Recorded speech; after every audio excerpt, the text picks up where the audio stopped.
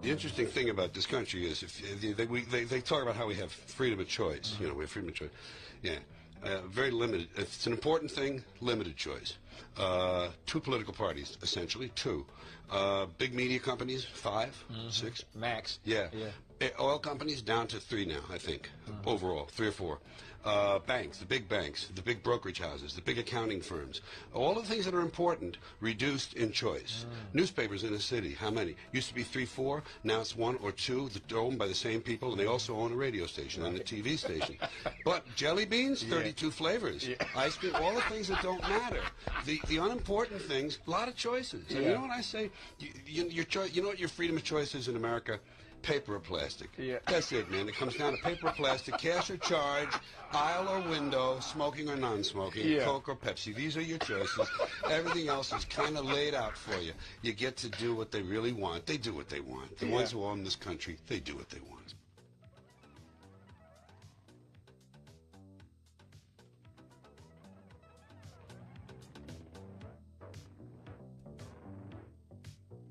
All right, folks, we are back here on WLTH 1370 AM. That's 92.7 in the FM dial. It is 7:37 in the PM here on December the 19th, 2025. That means Christmas is 6 days away, folks. 6 days away.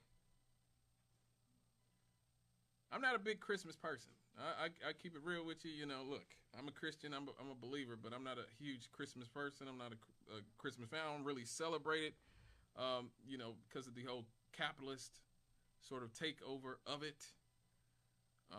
It's more of a celebration of commerce and capitalism than it is anything else at this point. But I respect that it exists. I'm not quite as obnoxious about it as I was when I was younger. And I have to tell everybody at Christmas dinner how much I hate Christmas because it's a capitalist holiday and it's about maintaining the gross national product or something. I don't do that anymore. I let people enjoy their Christmas and their Christmas celebrations if they want to have it. But in the intro there, you heard, again, the legendary comedian George Carlin talking about the illusion of choice. The illusion of choice. You only get 2 political parties. You only get a few people who own everything, all the oil companies and the media companies. A few companies that control the media. But you got 32 different types of jelly beans. And don't go down a cereal aisle either. You'll find 150 different types of cereal. But you only get 2 political parties and a few people who own our media. And, man, again, I played Carlin quite a bit on this show. And that's because he was so sentient when it comes to so many of these issues. I know he's been gone for a while now, but I know he'd have a lot to say about what we're seeing right now with this media merger that could be going down very soon, where Warner Brothers Discovery, that owns one of Hollywood's richest libraries, including HBO and HBO Max, all of the Warner Brothers film and TV studios, DC Entertainment, and so many more. Well, a few weeks ago, Warner Brothers Discovery agreed to a deal with Netflix, who basically controls the whole streaming industry, to acquire much of its business, which has sparked a counterbid from Paramount Skydance. And again, we talked about this earlier. Before the Telecommunications Act of 96 that Bill Clinton signed, before that we had the Telecommunications Act of 1934. Signed by Franklin Roosevelt, who was actually a decent president, unlike Bill Clinton, that basically said, if you own this amount of media in a particular market, you can't own anything, or you can't own more media where there'd be a certain amount of collusion and a media monopoly within different media markets. So if you own the TV station or if you own the radio station, you couldn't own the newspaper. Well, Bill Clinton came 60 years later, over 60 years later, and ripped that up. And ever since Bill Clinton basically ripped that up in the 90s, we've seen media consolidation. In 1983, there were 50 media companies, 50 different major media companies in the United States. Now there's 6. Just 6 companies that own and control everything. And this merger that could possibly happen between either Warner Brothers Discovery and Netflix, or Warner Brothers and Discovery and Paramount, could absolutely shrink the world that we live in even more. Now, Netflix actually agreed to acquire Warner Brothers Discovery studio and streaming business, including HBO, HBO Max, DC Entertainment, Warner Brothers content, for about $72 billion in cash and stock, which is $27 per share, about $27, $28 per share. Warner Brothers Discovery shareholders also keep shares in a separate spinoff of its linear networks like CNN, TNT, and Discovery Channel.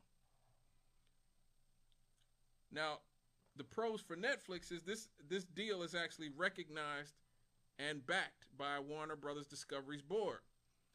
Warner Brothers Discovery's board has recommended going with the Netflix deal, viewing it as more certain and more structured. Now, Netflix at this point would instantly, Netflix, which already controls much of streaming, would absorb huge content libraries and franchises like Harry Potter, The Last of Us, Succession, etc. These things that have been on HBO and HBO Max and all these other things. Netflix also says that their plan is to would preserve more jobs and avoid redundancies compared with the other bidders, which is Paramount.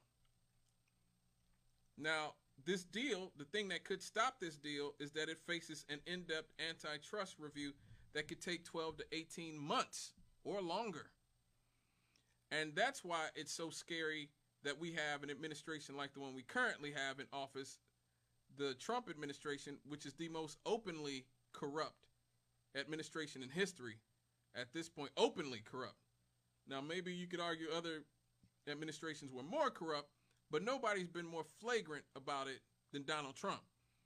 Like Donald Trump, I just saw a video of him yesterday talking about Miriam Adelson, who was the widow of the late Sheldon Adelson, and he's basically begging her for $250 million so he can run for president again for a third term. And he's basically saying, like, Marian Adelson is gonna fund my third term in office. He openly talks about these people buying him off. Like, he openly, flagrantly flaunts it. I can see how people would see it as refreshing on some level, because we all know that they're all bought off, and Trump just comes out and says it.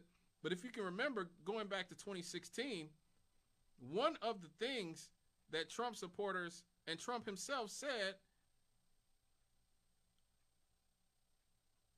was one of his features, one of his positive features, was that because he was so rich on his own, he could not be bought. And that he didn't really care about money because he already had so much of it. Which once again shows us that no matter how much money these people have, they are greedy and will continue to want and desire more wealth and power, no matter how much money and power they have. Being a billionaire was not enough for Donald Trump. He had to be president. And not only that, not even being president was enough for him. He had to be a corrupt president, the most openly corrupt president, and openly solicit bribes.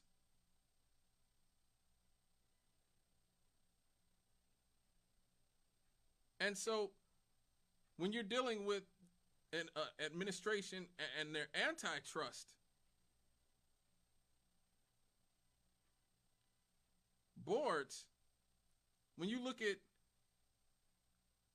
these deals that need government approval, and when Donald Trump is literally saying to ABC, if you guys keep Jimmy Kimmel on air, I might have to, or if you guys don't change your news coverage of me, I might have to look into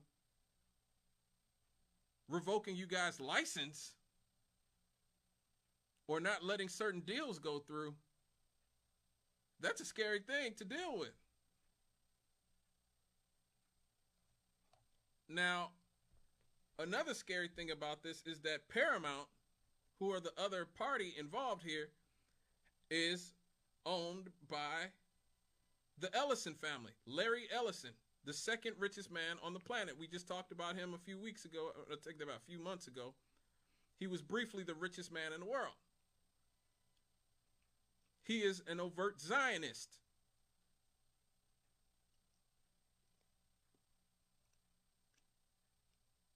He is a devout Zionist dedicated to the project of Israel and the cause of Israel. He is the one who said that there would be no crime in the future and there would be no police brutality in the future because they would be monitoring all of it. Larry Ellison just bought CBS and CBS News and appointed Barry Weiss, who's a literal Zionist Israel propagandist, to run it.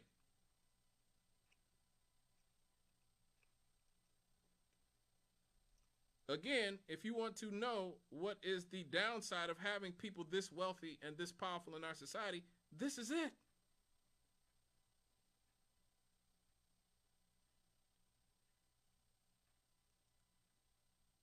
So Paramount Skydance, which is backed by funds including Larry Ellison, Redbird Capital, and some sovereign wealth partners, they have launched a hostile takeover bid.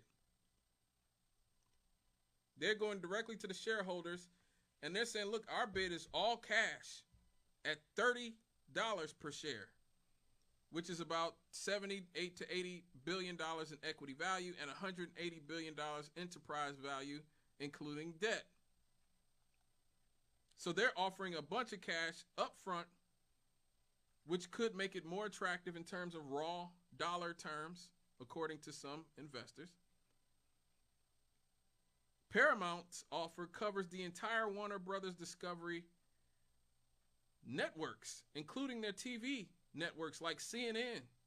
So you will have Larry Ellison, again, the avowed Zionist, the man who wants to, who Donald Trump just gave $500 billion to for Project Stargate, who's planning on building all these data centers so that they can spy on all of us and surveil us in mass.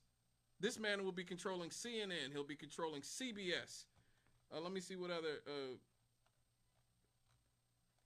they may be controlling CBS, CNN, MTV, HBO, Comedy Central, Nickelodeon, Cartoon Network, Warner Brothers, DC Studios, Fandango, New Line Cinema, TNT, Sports, TBS, Oracle, and so many more. Almost every major cable channel will be controlled by Larry Ellison and the Zionist Project.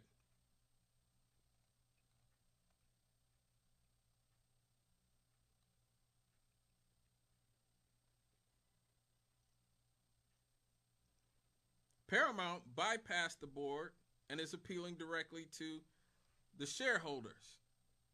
So this is viewed as a hostile takeover.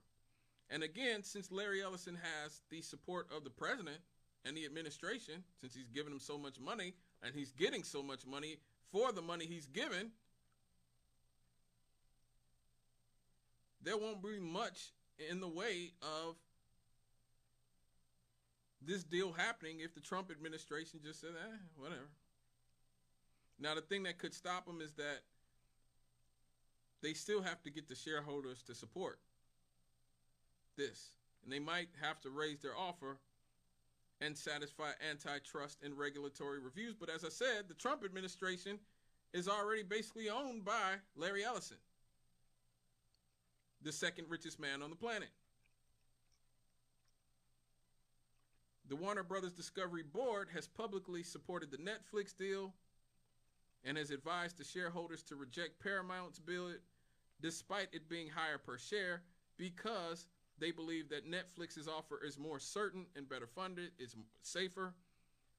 Paramount's financing structure raised questions about its enforceability and risks. Paramount's bid is seen as complex and risky compared to Netflix's very clean, very sure bid.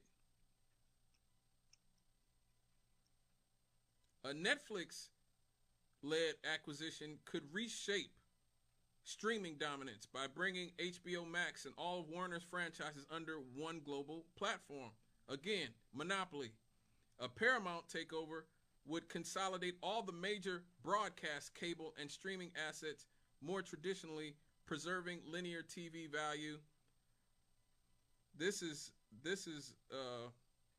could be disastrous. The U.S. already forced the sale of TikTok. I know a lot of you may not know what TikTok is if you're an older person, but all of your grandchildren and great-grandchildren know what TikTok is. It's a social media platform with short form videos. And the reason that Larry Ellison bought TikTok was because many young people were being radicalized on TikTok. They were actually looking at the carnage of what was happening to the Palestinians in Gaza. They were being exposed to all kinds of information about China and about all kinds of other places and about a lot of other things about what our government's doing and what the elites are doing on TikTok. And so people like Hillary Clinton, again, one of history's greatest monsters. I'm definitely going to have to do a history's greatest monster segment on her eventually. I did her husband already, but she's going to have to get one too. She and even the Trump administration, this is one thing the Democrats and the Republicans agree about. Again, they agree on everything that takes away our rights and our ability to know and be able to inform ourselves. She actually, and the Republicans actually wanted to ban TikTok from the country because it was exposing people to what Israel was doing in Palestine. But instead, Trump forced them to sell the Chinese-owned company TikTok to sell to Larry Ellison and his group.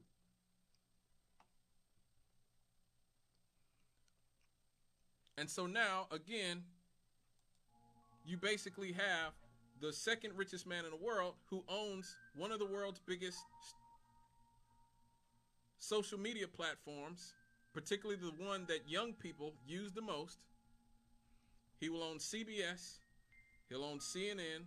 He'll own most of the major movie libraries and content libraries of Warner Brothers.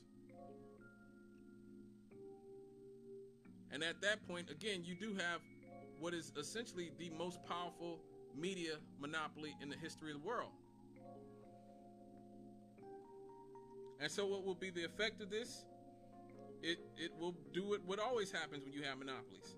They will either sit on the intellectual property, which will restrict a lot of the things you know and love, or they will turn it into propaganda, namely for Israel and the Trump administration,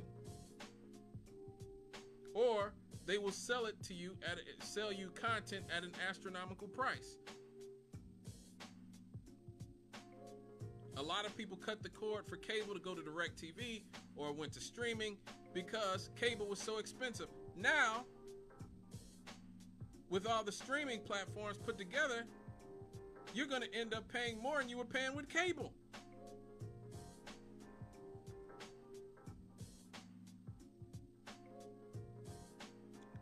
And again, this is why they wanted to make sure most Americans read beneath a 6th grade level. This is why they didn't want you informed. This is ultimately their goal.